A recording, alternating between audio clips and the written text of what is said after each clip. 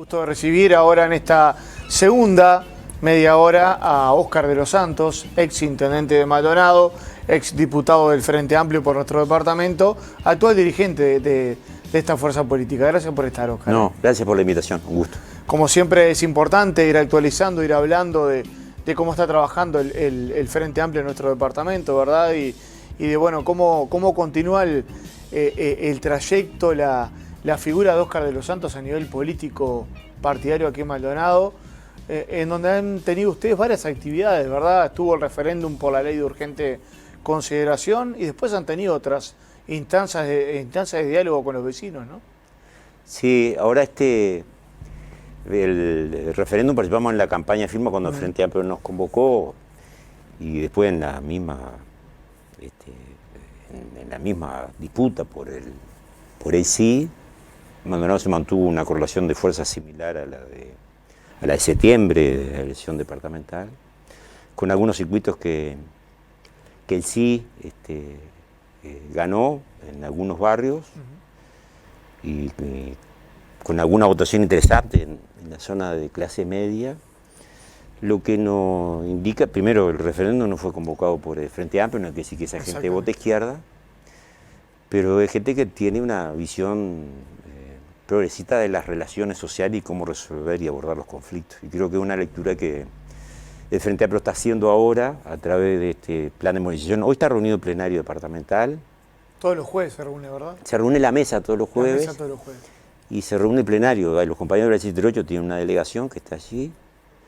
Están analizando el plan que se va a tratar en el plenario nacional, un plan político que significa dos ejes esenciales. Uno es el Frente Te Escucha, recorrer el país, cada una de las localidades 3 veces, con la mesa política nacional y los dirigentes nacionales y departamentales.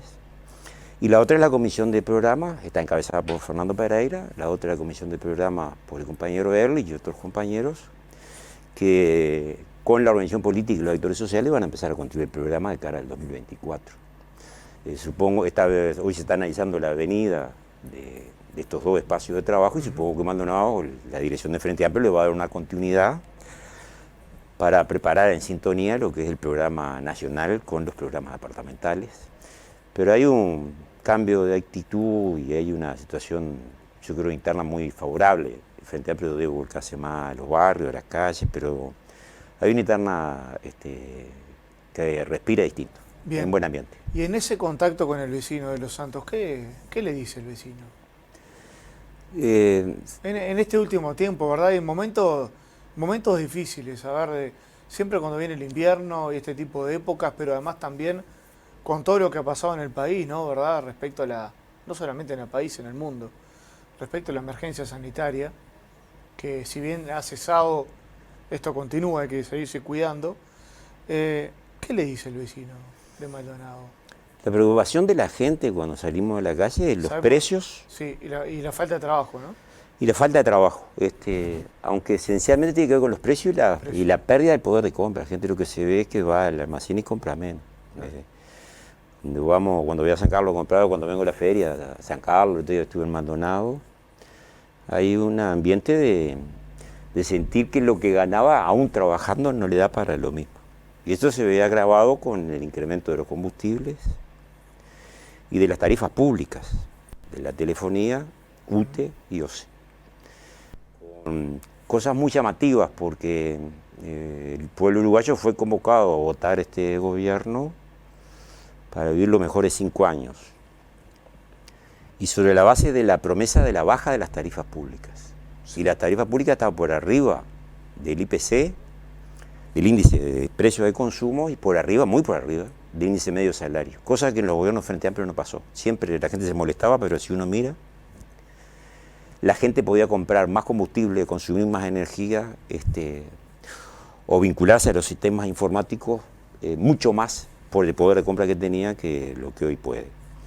Digo esto porque el precio de combustible que vuelve a agravarse nuevamente. Yo estaba mirando la gráfica de crecimiento, más de un 50% de la nafta y casi un 50% del gasoil. Y esto lo que llama la atención de Los Santos es las subidas sucesivas. Claro, llama la atención porque entiende? en el referéndum, al triunfar el no, lo que se le da al gobierno es la posibilidad que URSEA informe cuáles deberían ser los precios de comparación con el precio de importación de los combustibles.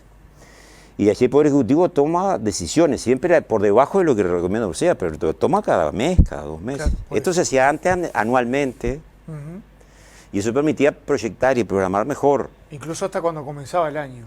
cuando comenzaba el año.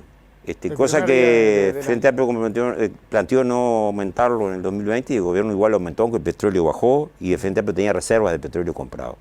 Digo esto porque cuando se analizan las tarifas hoy nos dicen de que no sube lo que puede subir porque ANCAP tiene espalda, ahora parece que está perdiéndola, pero esencialmente por un fuerte negocio que hizo UTE a través de una fuerte inversión de obra pública que hizo el gobierno de Frente Amplio, que fue la interconexión eléctrica con Brasil a través del centro allí en Cerro Largo.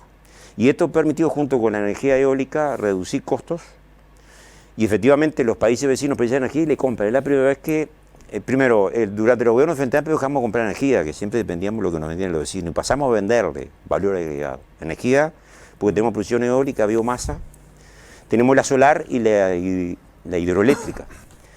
Y UTE le vende, ANCAP le vende el combustible a UTE.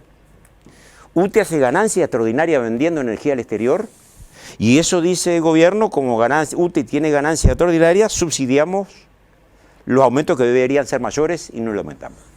Ahora, la pregunta que yo me hago es, ¿por qué a los que consumen energía eléctrica, a los trabajadores, que lo subió por encima de su salario, ese negocio beneficioso de UTE no se transfiere a la rebaja de la energía eléctrica en los hogares de familia? En invierno, claro, la calefacción es una cosa fundamental, y entre ellas está la leña y está la corriente. Se consume mucho más en invierno. Y el gas. Y el gas también. Que entre otras cosas tuvo incrementos sustantivos. Entonces, lo que hay un gobierno que utiliza las empresas públicas en términos de amortizar el combustible, según su concepto, sí, y que lo sigue grabando en las grandes mayorías que siguen consumiendo la energía eléctrica como principal combustible. Esto es un tema muy complejo de abordar, porque inclusive desde el punto de vista de la producción, no solo de bienes, sino de los servicios públicos, una empresa turística que contrata a otro trabajador, un restaurante, un boliche, sí, claro, es muy difícil ejecutar permanentemente al alza cuando uno no puede organizar el año. Uno de los aspectos que se habla, por ejemplo, de lo que está pasando con respecto a la suba del combustible, sí, por poner como ejemplo, es el tema de la guerra. ¿Usted entiende que tiene algo que ver la guerra? Sí, tiene que ver, pero... Tiene una derivación, pero no es todo eso, ¿no? Empezó a subir antes de la guerra. La guerra, así como la pandemia sirvió para proteger al gobierno durante 2 años de su incapacidad de conducción y de transformación de lo que había prometido, lo que demuestra que no es capaz en varias cuestiones, en el desarrollo, en el trabajo, en la seguridad, en la salud, donde hay recorte de medicamentos. Sí.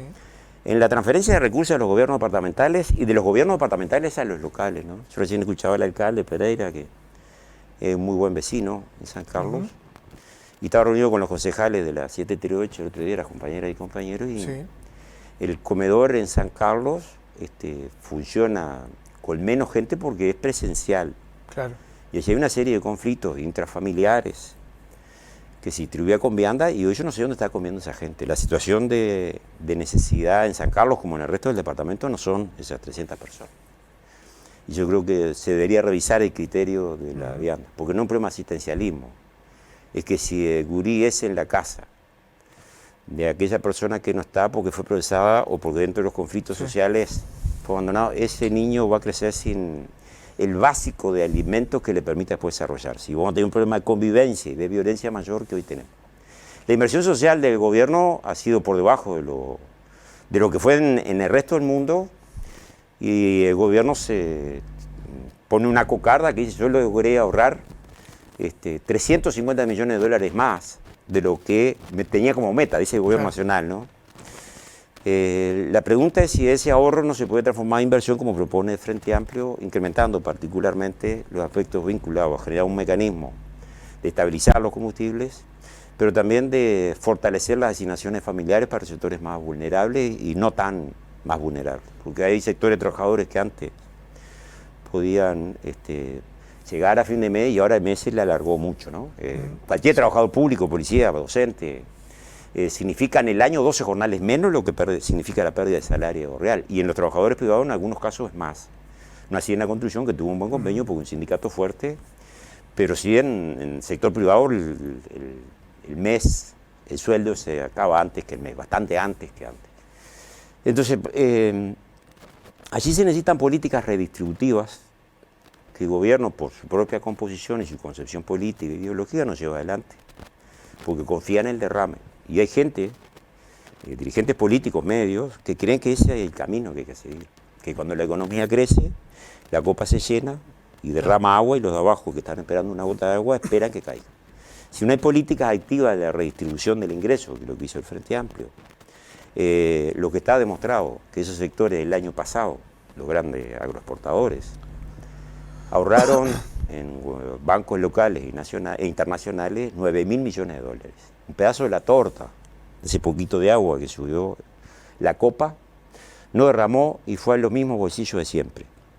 Es un gobierno que protege a los sectores de gran capital y es un gobierno que va a hacerle pagar la crisis a nombre de la pandemia o de la guerra, le va a hacer pagar la crisis con las conquistas que habían logrado los sectores más pobres y los trabajadores. Está claro que es así. Bien, de los Santos llega algún mensaje. Vamos, mi compa querido, el mejor intendente que ha tenido Maldonado. ¿Te vas a tirar intendente de nuevo? Pregunta acá el televidente. Un abrazo grande de Estela y Enrique.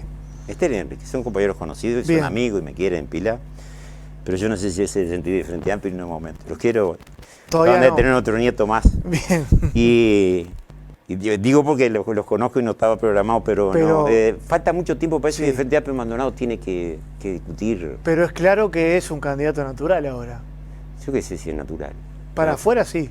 Puede ser. Objetivamente sí. Puede ser, pero lo que es cierto es que Maldonado necesita un programa de cambio y necesita cambiar la correlación de fuerzas y cambiar una mayoría que es muy complejo, que no estamos en las mejores condiciones hoy. El gran desafío nuestro será en el 2024 lograr que Frente Amplio gane gobierno. Las transformaciones necesitamos, Maldonado, a nivel nacional. A nivel nacional. Precisamos el primer escalón que precisamos ganar el gobierno nacional. Si el gobierno nacional nos gana el Frente Amplio, las políticas redistributivas de ingresos, el rol de las intendencias, de los municipios, pero también la generación de empleo, la incorporación de la educación, del elemento vinculado al proyecto de desarrollo que hay que pensar en los próximos años, que no es el proyecto de exportación de materia prima exclusivamente, de lo cual el Uruguay se caracterizó también nuestro gobierno, pero el turismo, sí, aunque hayamos tenido la pandemia, no cabe duda que era un ingreso muy importante, el programa de software. Yo quiero recordar que en la campaña electoral pasada municipal, nuestra plataforma electoral tenía como objetivo saber que la crisis iba a ser larga. La habíamos empezado en marzo, estábamos en septiembre, y en mayo, cuando largamos la plataforma electoral, el 2020, lo que decíamos que la intendencia tenía que invertir en jornales solidarios todo el año, acentuando en invierno porque es un momento más crítico, pero hay gente que pasa mal todo el año y que esos programas tenían que incorporar la capacitación, aparte de la tarea y la función. Tenían que tratar de proteger a las mujeres jefas de hogar con hijos a cargo, porque ahí se está dando un problema de violencia que con la pandemia se agravó cuando nos metemos para adentro. Nuestro conflicto lo agarramos con el más débil de adentro y no el de afuera, el de la calle. Nuestras propias angustias se transmiten allí. Sí. Se planteaba también la necesidad de no cobro de las tasas de habilitación higiénica, inclusive de contribución inmobiliaria para sectores de salario que ganaran por debajo. Eso significaba en el orden de los 8 o 9 millones de dólares. Y también a los pequeños comerciantes, feriantes, durante los primeros 2 años, porque si no vamos a tener una economía lesionada y que iba a funcionar en paralelo, en el virtual. Hoy eso se expresa en las periferias de las ferias, se expresa en las condiciones de vida de mucha gente que a veces la miramos despectivamente, pero son las reservas sociales que le queda al Uruguay. Uruguay, vamos a ser un país de viejos, todos estamos, o buena parte, tramitando la causa jubilatoria, y nacen menos gurises que lo que vamos a la vejez. Y si ese sector social nosotros no lo fortalecemos, no sé quién va a hacer las transformaciones. Entonces pensar en el más vulnerable es hasta estratégico. No es solo un problema de sensibilidad, es un problema estratégico para Uruguay cuando se discute la reforma de la seguridad social, por ejemplo, que estoy seguro que van a cargar en los sectores de trabajadores, tratando que trabajan hasta los 65 años. Entonces me imagino un obrero de la construcción, una empleada doméstica en el edificio con reuma, con artrosis. trabajando con hipoclorito hasta los 65 años. Y ese no es el camino que tiene que recorrer el país. Y por eso la batalla principal está en octubre del 2024. Y después veremos. Bien, de los Santos llegan varios mensajes. Hola, buenas noches. El Flaco, el mejor intendente que ha tenido Maldonado. Transformó Maldonado en obras. Algunas obras son reconocidas desde afuera del país como en Estados Unidos, como el Centro de Convenciones de Punta del Este. Y nos manda una foto acá que dice Punta del Este apunta a ser una gran ciudad en Uruguay. Una foto de la CNN, por ejemplo. Excelente el planteo de Óscar de los Santos. Como intendente y diputado, siempre visualizó la región como plan estratégico y destacó el liderazgo de Maldonado. Se necesita más líderes políticos en Maldonado con esa visión, y le manda saludos también por acá. Respecto, bueno, sí, a estos temas que... Los amigos y los compañeros me escriben. Sí, pero hay también de las otras cuestiones. Está bien, pero también sería bueno... que nos preguntan a nivel interno a mi celular y no al celular del programa. No, pero está bien. Y que la tenemos que hacer también. ¿Cómo no? A ver, de los Santos, cortito, porque se lo preguntaba al senador Sabini ayer en el informativo. Sí. Le llamó la atención, después se corrigió el presidente de la República, pero le llamó la atención que no se lo nombrara a Tabaré Vázquez cuando se celebró el aniversario, digamos, del Plan Ceibal. No me llamó la atención para nada. Creo que el presidente se disculpó. Se disculpó el otro día, ¿no? Sí, al otro día. Hay una nueva forma de comunicarse a la gente que son las redes, y fue abrumador la actitud de desconocimiento del gobierno de Tabaré en ese programa. Como creo que es abrumador el gobierno departamental de Maldonado cuando el centro de convenciones es reconocido con la idea de centro de eventos y se decía que era un galpón de lata. Hay que darle vida, pero no cabe duda que quienes vengan a recibir de forma permanente a Maldonado, cuando se habla de traer también argentinos de forma permanente. Sí. Está viniendo mucha gente de Montevideo y de otros lugares que pueden trabajar a distancia. El internet y el cable que entra acá cerca en La Brava es parte de una interconexión con Europa, con una cuestión interconectada con Estados Unidos, que es de imaginarse que puede crecer el departamento Maldonado en ciudadanos y ciudadanas, capas media alta, que genera una movilidad económica, que compran en el supermercado, consumen las tiendas, consumen la producción nacional, que genera un empleo en términos de a distancia, o dirigen empresas a nivel de distancia, porque el mundo del trabajo que se viene, y allí podemos ver pintores que pintemos, plomeros que arreglen los caños, electricista que resuelve la luz y el que trabaja en el supermercado o le presta el servicio de empleada doméstica en el edificio. Más allá de que se trató en la Junta Departamental, ¿está de acuerdo con la zona franca donde está ubicada? Estoy de acuerdo con el eje Aparicio-Saravia y la zona franca, que comenzamos en la erradicación del placer, que dentro de esos actos de poca visión. Yo recuerdo cuando instalamos la piedra fundamental de la universidad, de Pasé la Pala Antía, ¿no? Sí. Que gustosamente lo agarró y escarbó en el suelo. Después no mencionó más que fueron obras del gobierno Frente Amplio, lo ninguneó. Y esa actitud ninguneadora del herrerismo, que no es la gente del Partido Nacional, ese concepto de mezquino en la política, hace que la construcción de política de Estado, el centro de convenciones fue una política que acordamos con todos los partidos y con todos los actores sociales, el Centro Tele, la Liga Fomento, sí, todos los sectores que todos los sectores, la mesa intersindical, es decir, había la sociedad de arquitectos, había una estrategia de desarrollo planteada. Y el eje Aparicio-Saravia, que comenzó con el Realojo del Placer, tenía también la potencialidad del desarrollo de ciudad universitaria, donde está el CURE, tratando de instalar universidades privadas, y la realización de zonas francas de audiovisuales que Tabaré firmó antes de irse para Maldonado, que iría en la zona del camino a Urquiza, que todavía no se ha concretado, pero que la pandemia está jugando.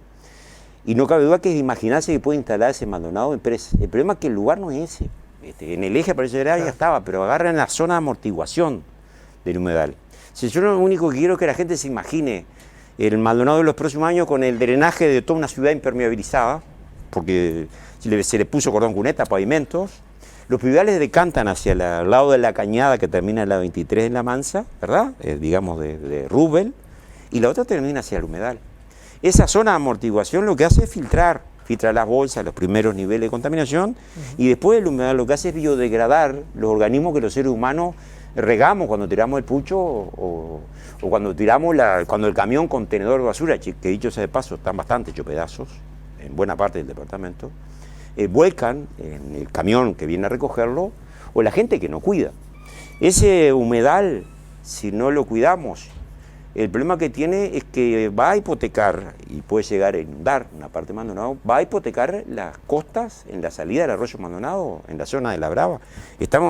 Se va contra la sostenibilidad de aquel proyecto que pueda asegurar empleo de más largo aliento. Lo más grave de todo esto aparte es la anuencia para vender la tierra, ¿no? El planteo del eje París de Arabia estaba planteado en concepto de concepción de obra pública, de concepción de la tierra, sí, que le permita a la Intendencia decir, mire, yo tengo esta tierra que es mi capital, ¿cuál es la oferta de los oferentes para presentarse, instalarse acá y pagar un alquiler por esa tierra? Lo primero es decir, no, pero yo no quiero invertir en tierra pública. Bueno, es un problema que tiene usted. La legalidad lo permite y usted tendrá que pagar una renta. La propiedad que está arriba es suya, es un dilema. Si es un dilema, se le haremos una concesión por 50 años. Pero usted páguele. Ahora, se le está vendiendo una tierra subvaluada, una tierra, no una tierra de vocación productiva, es una tierra de vocación rural por el medio en el que está inclusive, que va a adquirir valor inmobiliario. Y el temor que tienen los compañeros de la bancada, estaba hablando con el Tato, con Fermín, Lilian, Mariclet, pero inclusive con los compañeros del resto de la bancada de Frente Amplio, es que no sea la ambición de un sector inmobiliario pesado que tiene Maldonado y que ha ido por las excepciones, de la que este gobierno se ha fanado, y vayan por el humedal en términos de construcción. Porque cuando estuvimos en el gobierno, llegaron con un proyecto de puertos, tipo el Tigre en Buenos Aires, donde la embarcación llegaba hasta la delta del Tigre, se aprovechaba la humedad como delta. Y dijimos que no de pique, primero porque el plan lo decía, la norma lo decía, no había lugar. Precisamos la inversión, pero no es cualquier lugar la inversión, ni a cualquier costo, porque las generaciones que vienen estarán pagando los contenidos. Entonces, allí hay el riesgo de un gran negocio inmobiliario y el Frente Amplio hizo muy bien en respaldar la idea de Zona Franca, porque estaba en el objetivo estratégico, pero no ese lugar. Bien, me quedan pocos minutos y quiero cumplir con los televidentes y también hacerle dos preguntas más si puedo con el tiempo. Hola, buenas noches, Flaco, soy un seguidor tuyo. ¿Qué pasó en las elecciones pasadas? ¿Cómo ve a Maldonado en estos 5 años que quedan? Los mejores años de mi trabajo los hice estando tú como intendente. Y otro de los mensajes que llegaba por acá lo acaban de eliminar. A ver, realojo del Kennedy, cortito y concreto, porque después tengo que hacerle otra pregunta más respecto a otro mensaje que nos llegó. Votó el fideicomiso porque nosotros cuando nos planteamos la campaña electoral dijimos la situación financiera en la que está la Intendencia, que duplicó el déficit en el 2000, estoy hablando del 2020. Ahora ya ese déficit se incrementó. Es el déficit más grande de la historia de Maldonado, incluyendo el primer gobierno de Antía, en relación a la recaudación. Solo podemos realizar ahora si armamos fideicomiso, y lo que nosotros nos vamos a encargar es de reordenar el gasto para reducir ese déficit, con ahorros propios. Y la inversión estratégica la tendremos que hacer generando fideicomiso. Y el Frente Amplio, la bancada votó el fideicomiso por realojo del Kennedy, porque consideramos que era una línea que hubiéramos aplicado nosotros. Lo que está claro que no alcanza, como se hizo en el Placer, es construir viviendas solamente, ¿no? Hay que hacer un seguimiento, porque los problemas sociales en la comunidad siguen. Y esos sectores más vulnerables han sido más expuestos a situaciones de violencia. Tenemos que ver allí cuál es la política que no he visto de asentamiento, ni de regulación, ni de vivienda, que no hay una inversión de un peso a nivel nacional en Maldonado en el presupuesto. No hay un peso. Y la Intendencia de Maldonado lo que va a hacer de relojo el Kennedy, lo va a hacer con un fideicomiso que tendrá que pagar el próximo gobierno. Estamos hablando en total de ese déficit, más de 130 millones de dólares.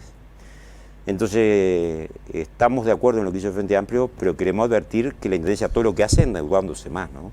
Bien, un placer haber militado junto a usted, sépalo, dice el televidente por acá, un simple militante firma aquí en el mensaje. De los Santos, me quedan 4 minutos.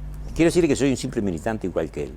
Sí. Y que no sé quién es, pero para mí fue un orgullo militar con él, como es pintar un muro hoy o salir de barriada.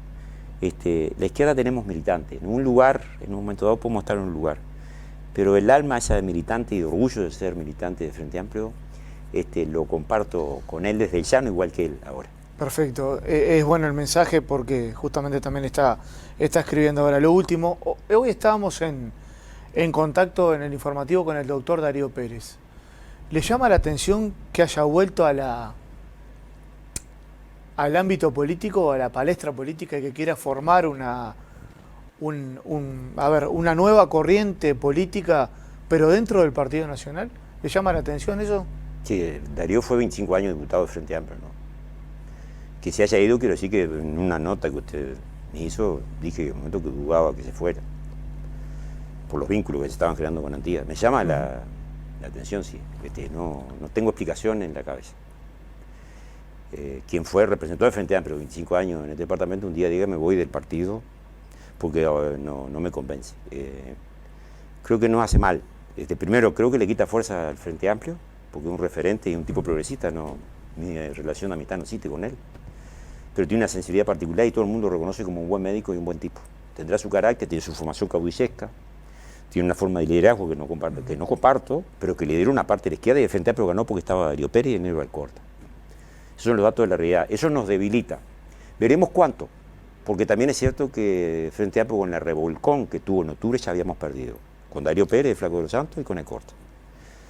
El Frente Amplio tendrá que comenzar una nueva etapa y no cabe duda que en los televidentes y mucha gente más, hay mucha gente que votó por Darío Pérez, votó por el progresismo, y el desafío de Frente Amplio es fidelizar el nivel de adhesión. Veremos cómo le va al Partido Nacional, si va a militar en el Partido Nacional. Nosotros combatiremos la idea del Partido Nacional, que son regresivas, y estoy convencido que Darío Pérez tendrá mucho conflicto con el Partido Nacional, porque el sector que dirige el Partido Nacional más fuerte es el herrerismo, y es el sector más duro de derecha.